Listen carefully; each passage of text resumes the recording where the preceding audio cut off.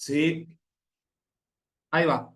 La materia esta es materia de final obligatorio, ¿sí? Y el final, digamos, es como un menú en 3 pasos, ¿sí? En el primer paso, ustedes arrancan defendiendo una de las tantas comparaciones que les mandamos a hacer en este cuatrimestre, ¿sí? Ustedes habrán notado, con alta perspicacia, que tuvieron que comparar ensayos constitucionales, tuvieron que comparar constituciones, tuvieron que comparar pactos preexistentes. Entonces, ustedes arrancan eligiendo una de esas comparaciones y haciendo una defensa del trabajo que hicieron, ¿sí? Presentó este documento, este documento sirvió para esto, esto sirvió para aquel, encuentro esta cuestión, pim, pum, pam, listo. Aprobado ese punto, pasamos al siguiente del menú, que es un tema para desarrollar que ustedes hayan escogido.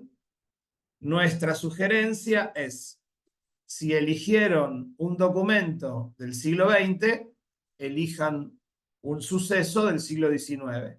Si eligen un documento del siglo XIX, elijan algún suceso del siglo XX.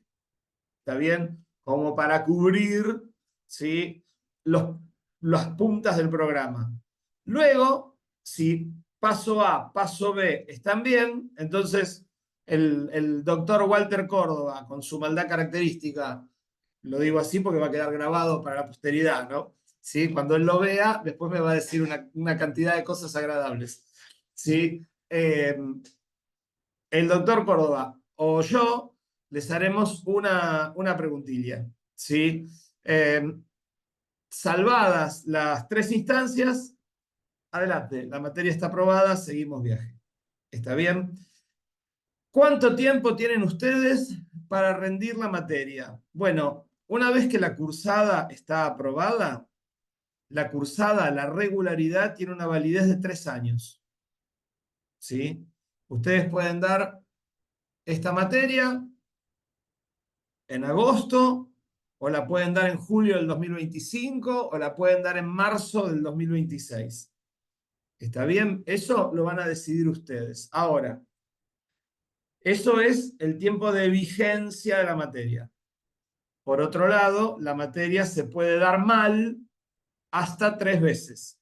Si uno la da 3 veces mal, obligatoriamente la tiene que recursar. ¿Sí? ¿Sí? O sea, son 2 cuentas, la cantidad de veces que se rinde y la cantidad de tiempo que hay para rendir. 2 criterios para considerar. Ahora, otro punto que me parece importante para que ustedes tengan en cuenta. Esta materia tiene correlatividades. ¿Qué quiere decir? Que si ustedes miran el plan de estudios, resulta ser que para poder aprobar derecho político, tienen que tener esta materia aprobada. Y luego, para poder aprobar Derecho Constitucional 1, tienen que tener esta materia y Derecho Político aprobados. Entonces, ¿cuál es la secuencia lógica en este camino de las materias de Derecho Público? ¿Sí? El camino lógico es, primero doy el final de Historia Constitucional.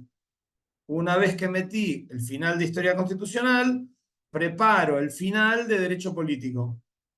Y una vez que tengo metido Derecho Político, meto Derecho Constitucional 1. ¿Está bien? Yo lo que no recuerdo es si Derecho Político es una materia de examen final o por promoción. Eso, la verdad, yo no lo recuerdo. Tendrían que consultar en la dirección académica. ¿Está bien? Ahora, si la materia de Derecho Político fuera una materia por promoción, no van a aprobar la promoción si no tienen el final de esta materia aprobada. ¿Me explico? ¿Se entiende? Por una cuestión de correlatividades. ¿Sí? Luego, después, cada cual organiza su vida y sus cursadas como mejor le parezca. ¿Está bien? ¿Sí? Eh, y, y luego, una vez que ustedes decidan presentarse a final o vayan trabajando para ir preparándose. La materia en el campus se les va a vencer. ¿Me explico? Se les va a cerrar, va a terminar la cursada y se les va a cerrar el aula virtual. Entonces, si ustedes consideran valiosos los materiales que tenemos allí, págenlos, descárguense todos los archivos que consideren pertinentes. Se pueden descargar los links a los videos, se pueden descargar los audios, se pueden descargar los mapas, se pueden descargar los documentos. Descárguense toda la documentación que les parezca relevante, porque cuando termine la cursada se va a cerrar la página y no van a poder volver a buscar más datos. ¿Me explico? Entonces, si ustedes decidieron preparar este y este punto para el final y se encuentran con que no llegan a los documentos, bueno, ¿sí? Actúen preventivamente. Por ahí no les contaron que la página de Moodle funciona de esta manera. Bueno, yo se los cuento. Una vez que cierra la cursada, a ustedes se les cierra el acceso a los materiales. Se les va a habilitar el acceso a los materiales de las nuevas materias a las que se inscriban. ¿Está bien? O sea que esto que yo les estoy contando es un comportamiento que pueden adoptar no solamente respecto de historia constitucional, sino respecto de cualquier materia que tenga final obligatorio. ¿Me explico? Porque en cualquiera de estas materias, ustedes cuando terminen de cursar, se les va a cerrar el campus. Entonces, lo que les conviene es, si se abren un archivito en sus computadoras o lo bajan en un pen, ¿sí? Y van guardándose ahí la información relevante. ¿Está bien? ¿Sí? ¿Seguro? ¿Alguna duda, alguna pregunta con respecto a esto? Sí, no, más o menos. Ahí levantaste la mano, Sergio. Una más, una más. Nosotros no cerramos la cursada esta semana, sino la semana que viene. ¿Sí? Esta semana cierran las comisiones platenses, porque en La Plata comenzaron antes que ustedes. Ustedes empezaron un poquito después, por eso, por lo menos, ¿sí? En relación a esta materia, tienen una semana más. ¿Está bien? ¿Sí? ¿Para qué usamos esta semana más? Para corregir mejor y hacer mejores devoluciones del último trabajo práctico, para revisar si hubiera alguno de ustedes que quedase pendiente de un hilo, ¿sí? Que peligrase su cursada y entonces tuviéramos que ponernos en comunicación con él o con ella para organizar un sistema de recuperación. ¿Me explico? ¿Sí? Y para que tengamos tiempo de seguir compartiendo mayor cantidad de contenidos, para que ustedes, bueno, tengan estos apoyos para el momento en que se decidan a preparar el final. ¿Sí? ¿Correcto? ¿Está bien? Bueno. En todo caso, si ahora no les queda duda, luego cuando subamos la grabación, también podrán reverla, repasarlo, y si les queda alguna duda me escriben, no hay ningún problema, ¿sí? Como de costumbre. Si estamos, podemos seguir transitando explicaciones. Sergio, ¿vos querías hacer una Profe, pregunta o estamos bien? Josefina, vos abriste micrófono. Decime. sí, era para preguntar si podría repetir la modalidad del final, porque me conecté tarde a la grabación. Bueno, mira, va a estar grabado. De todos modos, te digo, el final es como un menú en 3 pasos. ¿Sí? Los 2 primeros movimientos los elegís vos. El primer movimiento es una de las comparaciones que ustedes tuvieron que hacer a lo largo del cuatrimestre. Vos habrás notado que hemos sido particularmente molestos en este punto, ¿sí? Les hemos cascoteado la cursada con un montón de trabajos prácticos. Buah, fenómeno, bárbaro. ¿Sí? ¿Para qué? Bueno, para prepararlos, ¿sí? Para que vayan desarrollando habilidades de lectura e interpretación de textos, ¿sí? Habilidades de extracción de información relevante de un documento. En este punto, en términos generales, lo que puede apreciarse es una evolución del grupo e individual, ¿sí? Desde el vamos, hay algunos estudiantes que tuvieron excelentes participaciones y han conservado ese tono a lo largo de toda la cursada. Pero hay otros que, bueno, arrancaron con muchas dificultades, ¿sí? Dificultades lógicas de no haber trabajado nunca con este nivel de exigencia, ¿sí? Y que de a poquito han ido poniéndose al trote. ¿Está bien? Bueno, fantástico. Los trabajos finales, siempre, de alguna manera, si uno los pudiera contraponer entre lo primero que entregaron y esto último, bueno, ustedes mismos se darían cuenta de lo que evolucionaron. Ahora, Ricardo, sí, discúlpame, yo todavía no me terminé de poner al trote, pero ya en algún momento lo voy a lograr. eh, bueno, yo te voy a pedir que si vas a venir al final, vengas entrenado, porque, viste, ¿sí? Si no va a ser como complicado, nos vamos a saludar, vamos a decir hola, ¿qué tal? ¿Cómo te va Andrés? ¿Qué decís? Pero bueno, ¿sí? Estaría bueno que la experiencia del examen fuera exitosa, ¿no? Sí, En sí, me va a encantar. Gracias, y a nosotros también. ¿Sí? En este punto, ¿sí? Quizás ya ustedes se hayan percatado de esta cuestión, ¿sí? La cara de ustedes me lo dirá. Somos un poquitito molestos, un poquitito exigentes, ¿sí? En algunas devoluciones a veces hasta les decimos qué quisiste poner, está mal expresado, no se entiende, ¿por qué no pensaste? ¿Por qué no agarraste el documento y lo miraste? ¿Sí? Algunas cosas de estas, ¿sí? En alguna devolución, no sé si habrá tocado a alguno de ustedes, ¿sí? Le dijimos a uno, ¿y por qué no agarraste la Constitución? Pónganle, ¿sí? Eh, nosotros no queremos que ustedes estén de acuerdo con nosotros. ¿Me explico? ¿Sí? La función nuestra no es que ustedes reproduzcan nuestro pensamiento. La función nuestra es que ustedes se conviertan en pensadores críticos. Pensadores críticos. ¿Sí? Y un abogado tiene que leer críticamente lo que pasa.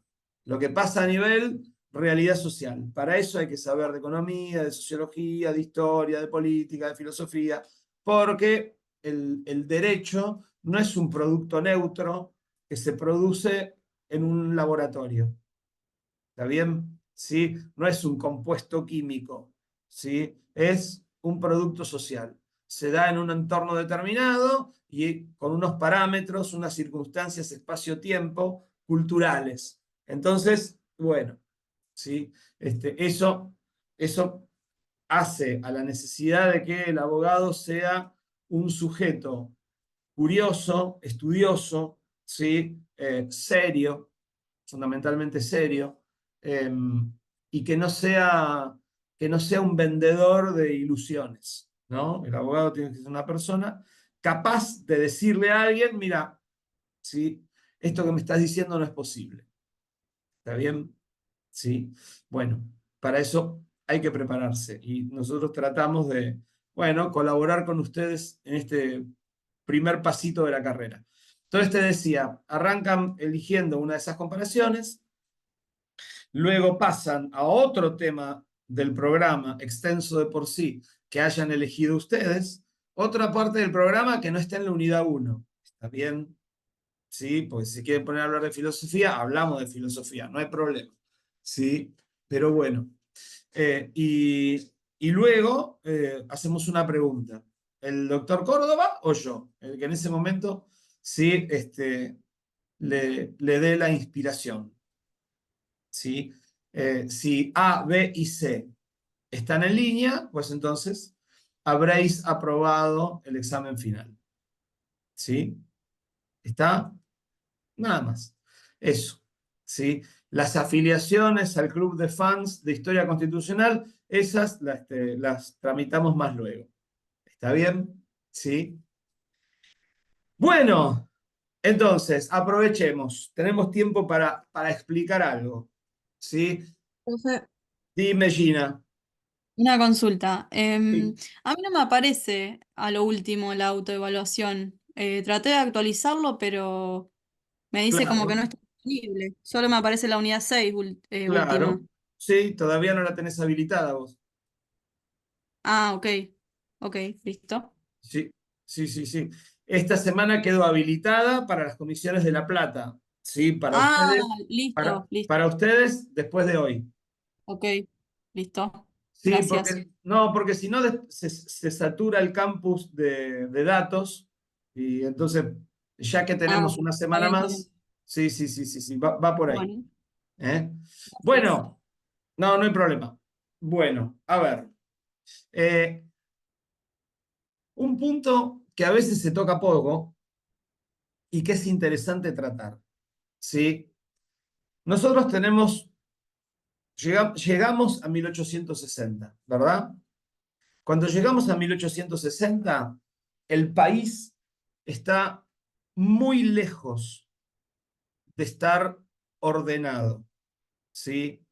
Esto es, el hecho de tener escrita una constitución no la vuelve eficaz por sí. ¿Se entiende? ¿Sí? A ver, vamos a poner un ejemplo. La ley 26.206 es la Ley Nacional de Educación. Esa ley establece que el secundario es obligatorio en la República Argentina. ¿Sí? Y hoy, cuando venía manejando por la radio, escucho un informe que dice que solamente el 13% de los adolescentes que comienzan el secundario lo termina en tiempo y forma. Entonces, fíjense esta cuestión. Hay una ley que se aprobó hace 18 años que dice que el secundario es obligatorio.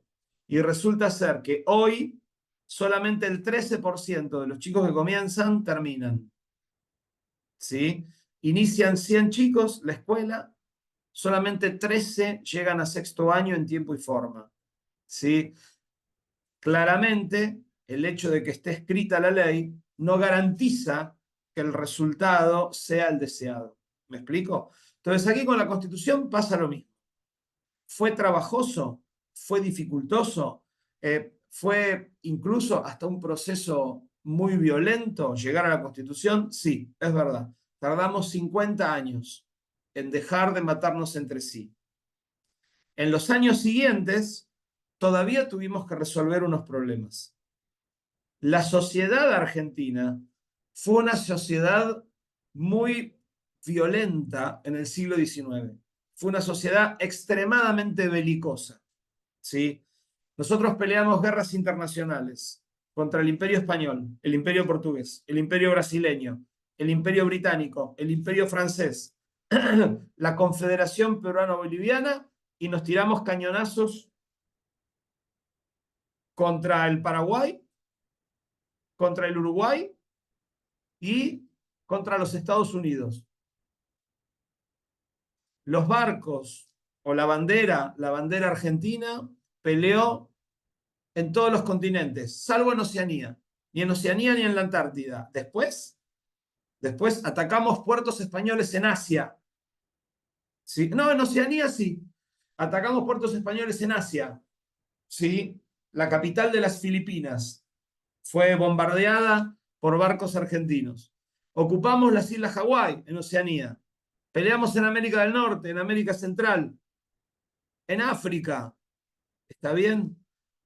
Fue una sociedad tremendamente belicosa. Ahora, el hecho de tener una constitución no la iba a volver a la calma automáticamente. ¿Sí? Yo hace muchos años que doy clase en un profesorado de educación física. Y los, los profes de didáctica, ¿sí?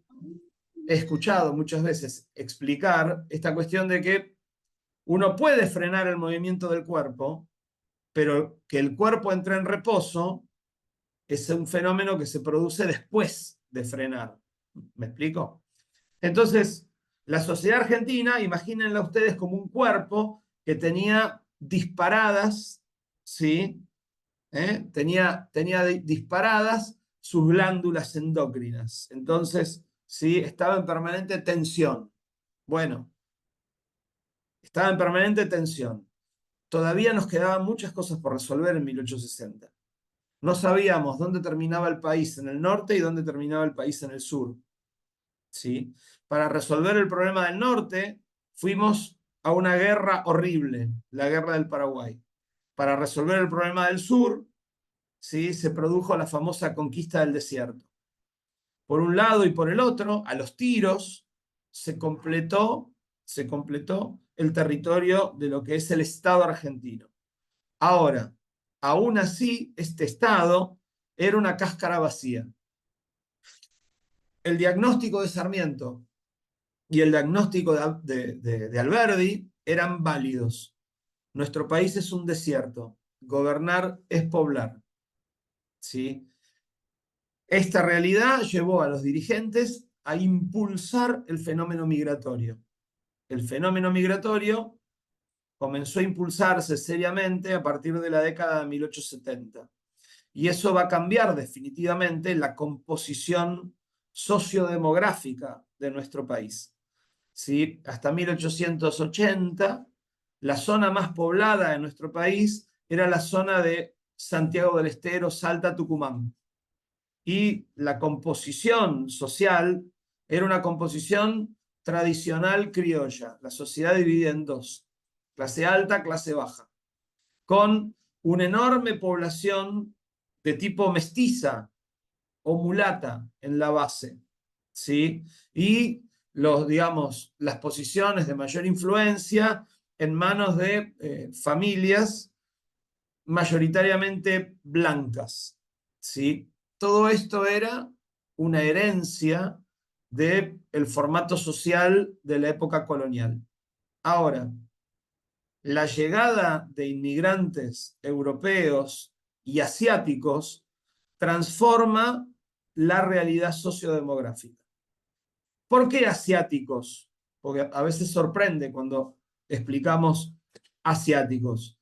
Porque resulta ser que si ustedes se ponen a estudiar el tema de la evolución de nuestra inmigración, resulta ser que la primera colectividad es la colectividad italiana, la segunda colectividad es la española, pero la tercera es la colectividad sirio-libanesa.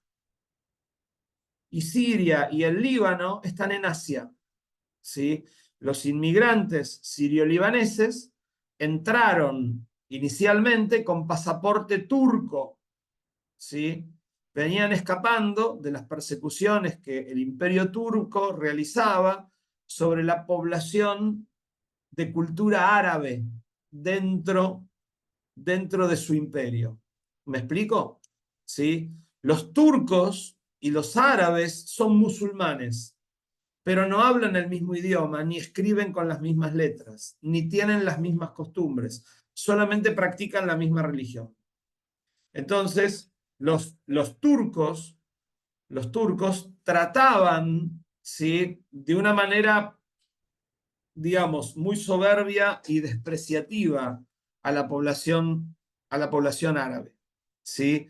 Y una gran cantidad de estos se van a convertir en migrantes y van a venir al Río de la Plata, al punto tal que se constituyen en la tercera colectividad en la Argentina, en cantidad de inmigrantes que llegaron.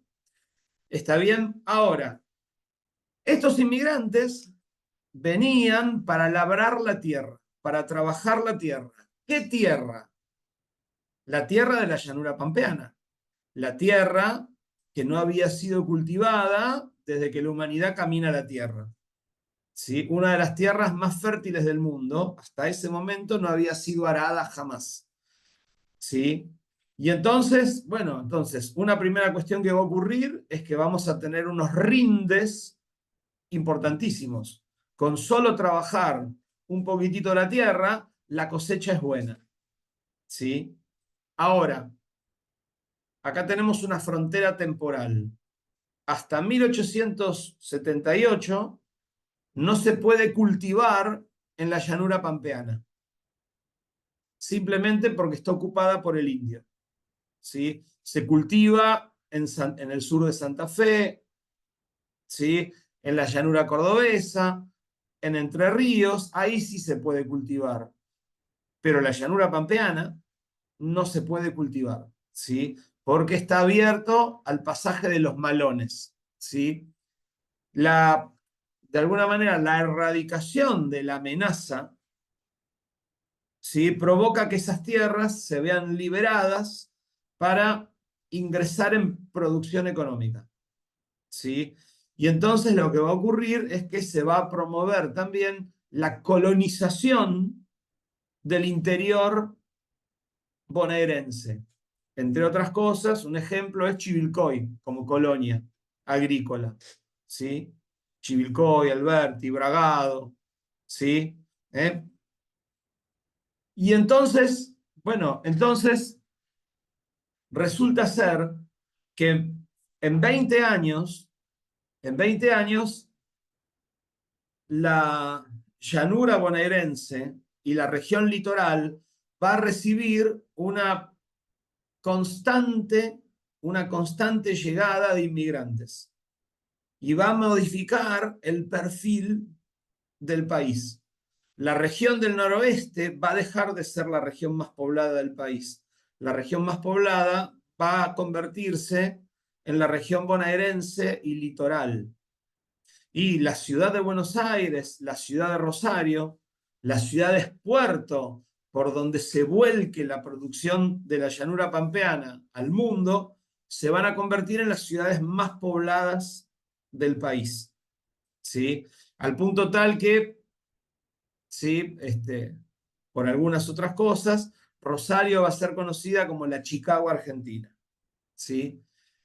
Esta transformación social tiene efectos muy importantes, porque, por un lado, va a impulsar la modernización de la vida.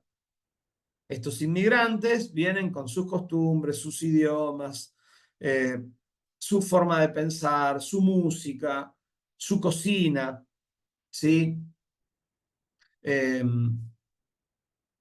Un ejemplo, ¿no? Todos conocen la marca de productos lácteos La Serenísima, ¿sí? Bueno, La Serenísima, si ustedes ven los camioncitos, tienen color verde, blanco y rojo. Tienen ese color en honor a Italia, ¿sí? La Serenísima fue fundada por dos hermanos inmigrantes italianos, los Mastellione, ¿sí? Hoy ya es una empresa por acciones. Pero inicialmente eran dos italianos que venían de Venecia, de ahí viene el nombre, porque a Venecia la conocían con el nombre de Serenísima República de Venecia. ¿Y qué pasó con estos italianos? Venían a trabajar, pero se dieron cuenta que había muchos italianos viviendo en Buenos Aires ya, y que esos italianos extrañaban la cocina de su patria, ¿sí? No podían hacer productos con ricota ni mozzarella, ¿sí? Porque nadie vendía, nadie producía ricota y mozzarella. Y entonces ellos se pusieron a hacer ricota y mozzarella. Y lo vendían en la feria. Y tuvieron un éxito extraordinario, y éxito tras éxito, bueno, se convirtieron en la gran empresa, ¿sí? Que ustedes pueden ver hoy. ¿Me explico? O sea, ¿sí? La Argentina criolla se convierte en la Argentina moderna, ¿sí? ¿Ustedes comieron comida coreana alguna vez? Bueno, es muy probable que no, pero de acá a 10 años van a comer. ¿Por qué? Porque hay una migración constante de coreanos a la Argentina. Hoy ya es posible en algunos almacenes de comida encontrar kimchi, ¿sí? Que es un producto de la cocina tradicional coreana. Como es posible encontrar pomodoro, ¿sí? ¿Qué quiero decir?